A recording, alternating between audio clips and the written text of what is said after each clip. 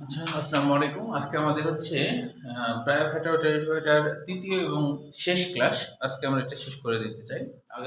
আগামী শনিবার থেকে ৫ অধ্যায় শুরু হবে। হ্যাঁ? ঠিক আছে? আচ্ছা, তাহলে দেখো। তারপরে আবার ৫ শেষ হলে ৪ হবে পরে।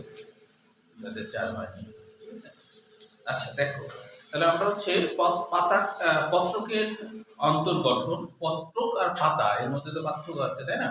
পাতা বলতে বড় কিছু বোঝায়, পত্রক বলতে ছোট কিছু বোঝায়। মানে যৌগিক পাতার ছোট ছোট যে পাতা, ওটাকে বলা হয় পত্রক। আচ্ছা, এখান থেকে কোনো কোশ্চেন হয় না। পাতা প্রস্তুত করলে আমরা দুই রকম স্তর দেখবো, একটা প্যালিসেড আর একটা স্পঞ্জি। প্যালিসেড মানে নিরেট, যেখানে কোনো আন্তঃকোষীয় ভাগ থাকবে না, আর স্পঞ্জি মানে ফাঁক ফাঁক, যে কোষগুলোর মাঝে ফাঁক ফাঁক থাকবে আর কি, সেটাকে বলা হয় স্পঞ্জি। ঠিক আছে? আচ্ছা, এখান থেকে আর কিছু লাগবে না আর কি। এবার দেখো। হ্যাঁ, না এটা করতেই হবে না, একদম কিছু করবো না। এবার দেখো, সরাসরি চলে আসো যে টেরিসের জীবনচক্র দুই ধরনের হয়। একটা হলো স্পোরোফাইট, এটা এমসিকিউ আর কি। জীবনচক্র দুই ধরনের হয়, একটা স্পোরোফাইট বা রিংধর এবং গ্যামেটোফাইট বা লিঙ্গধর। স্পোরোফাইট বলতে আমরা বুঝবো আমরা কি ডিপ্লয়েড। একটা হলো ডিপ্লয়েড অবস্থা, আর একটা হলো গ্যামেটোফাইট মানে হ্যাপ্লয়েড অবস্থা, যেখানে তোমার পুং গ্যামেট স্ত্রী গ্যামেট হবে এরকম আর কি, ওটাকে বলছে লিঙ্গধর উদ্ভিদ। স্পোরোফাইট উদ্ভিদে আবার অঙ্গজ ও অযৌন প্রজনন ঘটে থাকে। স্পোরোফাইট উদ্ভিদের মধ্যে অঙ্গজ এবং অযৌন প্রজনন ঘটে থাকে। তাহলে স্পোরোফাইট উদ্ভিদের জনন প্রক্রিয়া আবার দুই ধরনের, এটা মনে রাখবো। এবার দেখো, গ্যামেটোফাইট উদ্ভিদে যৌন জনন প্রক্রিয়া ঘটে থাকে। গ্যামেটোফাইট উদ্ভিদে হয়ে থাকে যৌন জনন। আচ্ছা, এখন দেখো অঙ্গজ জনন। অঙ্গজ জনন হলো কিভাবে হয়? অনেক সময় পরিণত রাইজোমের অংশবিশেষ মরে যায় এবং অপরিণত শাখাগুলো বিচ্ছিন্ন হয়ে পড়ে, মানে মিডিল বরাবর। হ্যাঁ, এগুলো এমসিকিউ। আমরা তো জানি যে টেরিস উদ্ভিদের যে রাইজোম মানে কাণ্ড, ভূনিম্নস্থ কাণ্ডকে রাইজোম বলে। ওই রাইজোমের ধরো মিডিল অংশটা মরে গেল আর আউটসাইডটা বাইরে থেকে গেল, ওই আউটসাইডটা বিচ্ছিন্ন হয়ে সেখান থেকে নতুন টেরিস উদ্ভিদ তৈরি হয়ে গেল। তাহলে এটা হলো অযৌন জনন, অঙ্গজ জনন, এটা হচ্ছে আর কি। হ্যাঁ, অঙ্গজ জনন থেকেও কোশ্চেন হয় না, সরাসরি অযৌন জনন, এটা এমসিকিউর জন্য। হ্যাঁ, অযৌন জননে কি কি বিষয়গুলো দেখো আমাদের লাগবে, সেটা হলো টেরিস উদ্ভিদে স্পোর সৃষ্টির মাধ্যমে অযৌন জনন সম্পন্ন হয়। টেরিস উদ্ভিদে অযৌন জনন সম্পন্ন হয় কিভাবে? স্পোর সৃষ্টির মাধ্যমে। স্পোর মানে তো মনে আছে না, মানে অনুবীজ। স্পোর এর বাংলা অর্থ মাইক্রোস্কোপিক বীজ বা অনুবীজ, যেটা কোথাও রোপণযোগ্য, মানে যেখান থেকে নতুন উদ্ভিদ তৈরি হবে, এরকম উদ্ভিদকে বলা হয়, এরকম হলে এটাকে বলা হয় স্পোর। যে জিনিসটা নতুন উদ্ভিদ তৈরি করতে পারে, এরকম কোনো বীজকে বলা হয় স্পোর বা অনুবীজ। এখন বলছে টেরিসের উদ্ভিদ পরিণত হলে এর পত্রক বা পিনার নিম্নতলের দুই কিনারা বরাবর ক্ষুদ্র ক্ষুদ্র স্পঞ্জিয়া উৎপন্ন হয়। জিনিসটা কি দেখো, যে টেরিসের যে পাতা, মনে করো টেরিসের পাতা হলো এটা টেরিসের পাতা, এর দুই কিনারা, এই যে ধরো এরকম এই সাইড কিনারা, আবার এই সাইডের এরকম কিনারা, এই কিনারার মিডিল বরাবর এইখানে কিছু স্পঞ্জিয়াম সৃষ্টি হয়। স্পঞ্জিয়ামটা কি? অ্যানজিয়াম মানে হলো থলে, অ্যানজিয়াম মানে থলে, তার স্পোর মানে তো অনুবীজ।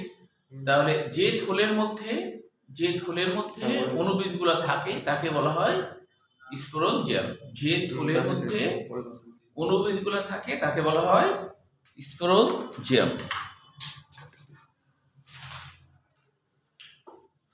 তাহলে স্পঞ্জিয়া কোথায় সৃষ্টি হয়? তাহলে বলবো নিম্নতলে দুই কিনারা বরাবর, এটা একটা এমসিকিউ। তারপরে দেখো, স্পঞ্জিয়ামের অভ্যন্তরে কি থাকে? রেণু বা স্পোর নামক অযৌন জনন কোষ থাকে। এরপরে ষোড়শ কাকে বলে? জ্ঞানমূলক কোশ্চেন। স্পঞ্জিয়ামের গুচ্ছকে ষোড়শ বলে। অনেকগুলো স্পঞ্জিয়ামকে একসাথে বলা হয় ষোড়শ। এখন দেখো না, এটা আবার শুনতে পাবো, এটা খুবই গুরুত্বপূর্ণ। প্রতিটি ষোড়শ দেখতে বাদামি বর্ণের ও বৃত্তাকার, মানে কিডনির মতো দেখতে। প্রতিটি ষোড়শ দেখতে কেমন? এরপরে দেখো, এরপরে আবার লাগবে হচ্ছে এক লাইন বাদ দিয়ে, হ্যাঁ এটা লাগবে। আচ্ছা, তারপরে দেখো ফলস ইন্ডুসিয়াম কাকে বলে? পত্র বা পিনার কিনারার ভিতরের দিকে একটু বেঁকে এসে সরাইকে, স্পঞ্জিয়ামের সমষ্টিকে সরাজ বলে, সরাইকে ঢেকে রাখে। ফলক প্রান্তের এই ঢাকনা অংশকে বলা হয় ফলস ইন্ডুসিয়াম। দেখো বাম দিকে ছবি নিচের দিকে আছে ফলস ইন্ডুসিয়াম, ঢেকে রাখা অংশ ফলস ইন্ডুসিয়াম, দেখতে পাইছো? চিত্রগুলো আঁকবো একটু পরে, দাঁড়াও এটাকে শেষ করি তারপর। আচ্ছা এখন দেখো, এবার হচ্ছে স্পোরোফিল কাকে বলে, এটা কিন্তু আসছিল রাজশাহী ইউনিভার্সিটি 20 সালে। সরাস উৎপন্নকারী পাতাকে কি বলে? সরাস উৎপন্নকারী পাতাকে কি বলে? স্পোরোফিল বলে। সরাস উৎপন্ন পাতাকে কি বলে?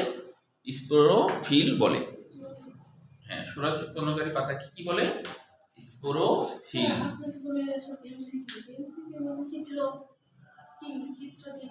না না, চিত্র দিয়ে এমসিকিউ আসে না, এটা তো ইউনিভার্সিটিতে চিত্র দিয়ে আসে না, এমনি এইভাবে আসছিল যে সরাস উৎপন্ন পাতাকে কি বলে, বিভিন্ন অপশন ছিল, তার মধ্যে স্পোরোফিল। এরপরে দেখো অ্যানুলাস, অর্থাৎ হলো যে এই যে সরাস উৎপন্নকারী যে স্পোরঞ্জিয়াম, স্পোরঞ্জিয়ামের কয়েকটা অংশ, এর মধ্যে হচ্ছে একটা হলো অ্যানুলাস, তো তারপর হলো স্টোমিয়াম। এখন হলো অ্যানুলাসটা কি? অ্যানুলাস মানে আংটি, অ্যানুলাস মানে আংটি। ধরো এটা হলো স্পোরঞ্জিয়াম, এটা হলো স্পোরঞ্জিয়াম। স্পোরঞ্জিয়ামের কিছু কোষ থাকে বেশ মোটা হয়, কিছু কোষ থাকে বেশ মোটা, কিছু কোষ এরকম মোটা মনে করো, হ্যাঁ এরকম মোটা কিছু কোষ, এরকম মোটা, এরকম মোটা, আর কিছু কোষ থাকে পাতলা পাতলা, এরকম পাতলা পাতলা, এরকম। হ্যাঁ, মোটাগুলোকে বলা হয় অ্যানুলাস। কেন? যে মোটাগুলাই হচ্ছে আসলে, যে মোটা কোষগুলো আসলে কি করে, যে মোটা কোষগুলা যেগুলো মোটা সেগুলো হচ্ছে আংটির মতো হয়ে থাকে, এই জন্য না হলো অ্যানুলাস। মোটা কোষগুলো আংটির মতো হয়ে থাকে, আর ভিতরের দিকে থাকে হলো, ভিতরের দিকে এগুলোই কিন্তু আসলে মূলত স্পোর। এগুলো কি? এগুলো হলো স্পোর, চারটা স্পোর মনে করো, হ্যাঁ এগুলো হলো মিয়োসিস বিভাজনের চারটা হয়ে গেছে, হ্যাঁ তো এরা হলো স্পোর। এখন হচ্ছে অ্যানুলাস হলো এটা, এইটার নাম হলো স্টোমিয়াম। স্টোমিয়াম নাম কেন হলো?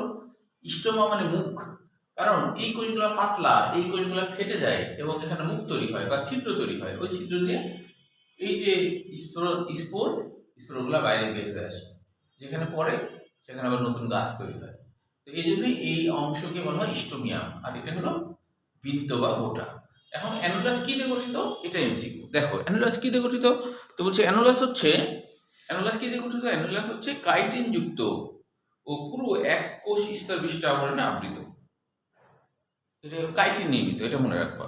স্টোমিয়াম পাতলা প্রাচীর বিশিষ্ট বলয়াকার কোষ, এই অংশকে এ বলা হয় স্টোমিয়াম। এটি পানিগ্রাহী, এমসিকিউর জন্য, হ্যাঁ বৃত্ত নিয়ে কোনো কোশ্চেন নাই। এবার হলো স্পোর উৎপাদন, কিভাবে স্পোর উৎপাদন হয় ও বিস্তার লাভ করে। দেখো এখানে আমাদের মনে রাখতে হবে ক্যাপসুল, এই গোটা জিনিসটাকে ক্যাপসুল বলা হয়, এই গোটা জিনিসটার নাম হলো ক্যাপসুল, ঠিক আছে? ক্যাপসুল বলতে বোঝাই কোনো একটা থলে যার বাইরে একটা আবরণ থাকে, এরকম কিছুকে আমরা ক্যাপসুল বলি। যেমন ওই ক্যাপসুল খাও না, অ্যান্টিবায়োটিক ওষুধগুলো আমরা ক্যাপসুল খাই, হ্যাঁ ওইটা।